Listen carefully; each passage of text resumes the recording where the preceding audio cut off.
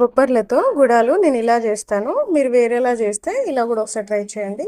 నేను ముందుగా 1/2 కేజీ బొబ్బర్లు తీసుకొని 1 అవర్ నానబెట్టాను.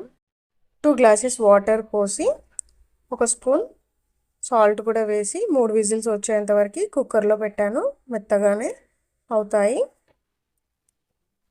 1/2 కేజీ గుడాలకు సరిపోయేలాగా ఒక పెద్ద ప్యాన్ తీసుకొని ఆయిల్ ఎక్కువగానే తీసుకోవాలి. నేను 4 స్పూన్ల ఆయిల్ వేసాను. తర్వాత ఎండుమిర్చి, కారము యాడ్ చేయలేదు, సో పచ్చిమిర్చి, ఎండుమిర్చి ఎక్కువగా వేసాను. వీటితో పాటు కట్ చేసుకున్న ఆనియన్, పసుపు, అల్లము, కరివేపాకు, కొత్తిమీర వేసి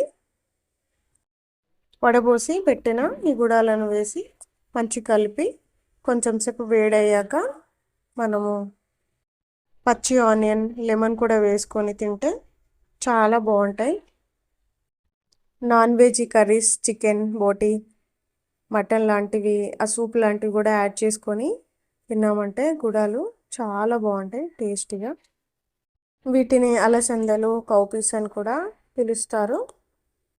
పిల్లలైనా పెద్దలైనా ఇష్టంగా తింటారు. ఈవినింగ్ స్నాక్స్ లాగా చాలా బాగుంటాయి. వీటిలో కొలెస్ట్రాల్ తక్కువగా ఉంటుంది. వెయిట్ లాస్ అవ్వాలనుకున్నా కూడా ఇది ఒక మంచి టిప్. వీటిని తినొచ్చు. ఇంతకుముందు చెప్పినట్టు ఆనియన్, పచ్చి ఆనియన్, లెమన్ స్క్వీజ్ చేసుకొని తింటే టేస్ట్ అయితే చాలా చాలా బాగుంటుంది.